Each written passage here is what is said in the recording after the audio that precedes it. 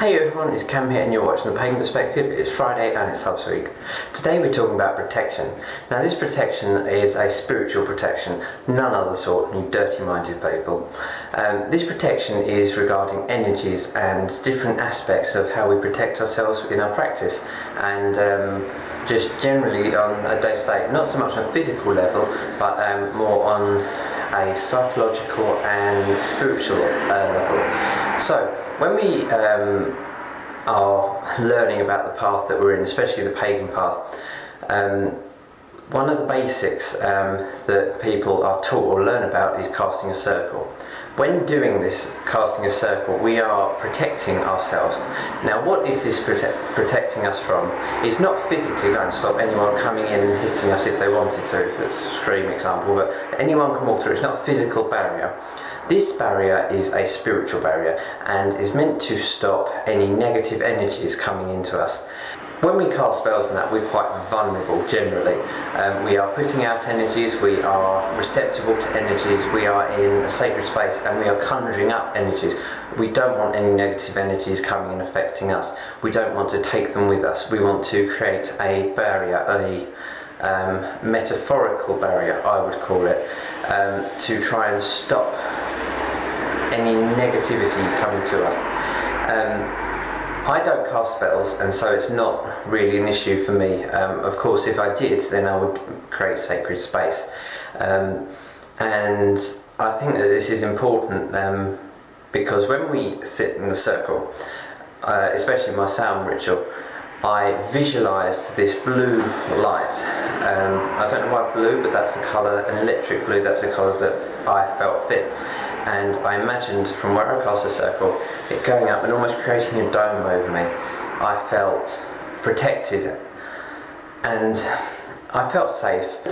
On a day-to-day life, we may come into contact with people that are negative or some people that aren't beneficial when we come into contact with them. Now, I have a couple of things. I do have a necklace which has a little rook on and a pentacle which I wear. This, I charge it every full moon, if I remember, and I hold it close. It's by my heart. I believe that this has protection, and I like to think that it will keep negative energies away. Now this could be superstition. It's just something that I like to do, and it mentally reassures me and just something to help keep me safe. I know if anything happened to it, of course I know that I would be pretty much just as safe, but it's just something to represent the safety and protection that I'm trying to seek.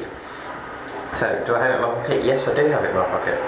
Recently, very recently, in the past few days, I've felt an incredible calling to Morrigan, the goddess of war, death, and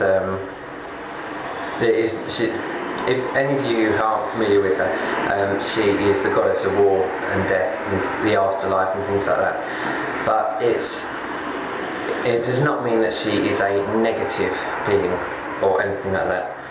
And I was watching a video by a friend online, and she was talking about Morrigan. She had one of these, and I can't remember the name of them, but I absolutely love it. And this stone is one of hers, a special stone of hers, and I keep this safe. I keep this with me as much as I can, and I believe it keeps me safe, and it has some of Morrigan's energies which are hopefully protective.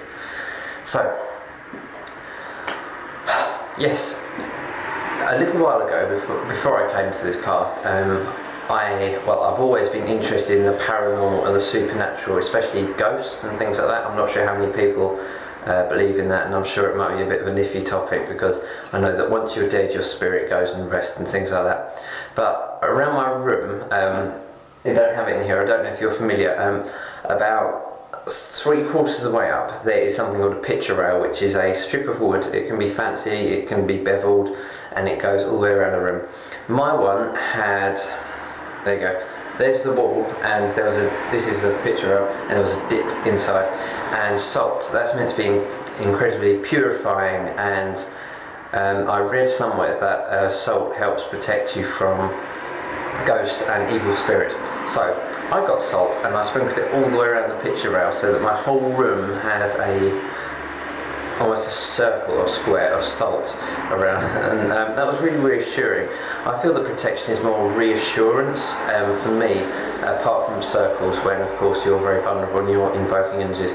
I believe that it's, for me, a lot of it's psychological protection. I believe that you have to do actions to make anything manifest. To be honest, I don't think that at this point in my life, I haven't needed to use a spell for anything that I haven't been able to do myself. Sometimes I need to sit down and focus and think about how I'm going to tackle this problem or overcome this obstacle. And I don't believe that casting a spell is necessary unless there's nothing you can do about it. For example, if someone is ill and you are not near them and you're not able to help them, then casting a spell to try and send them positive energies and things like that can be very beneficial. Also in my room, for protection from these, when I call them evil spirits, I mean darker spirits that don't mean any good, because I know that there are these energies about. Above windows, above every entrance, like a window, I've got 2 windows in my room and I've got a door. And I have a horseshoe. I have 1 above the door and I have 2 sitting on the window ledge.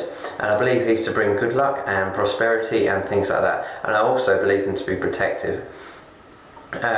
So yes, I've been rambling and I haven't stopped.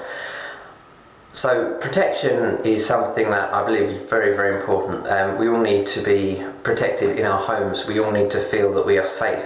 If you can't feel safe in the area that you're in, then there is no way that you're going to be able to do anything beneficial. If you don't feel safe in your home, you're not going to function very well in your home.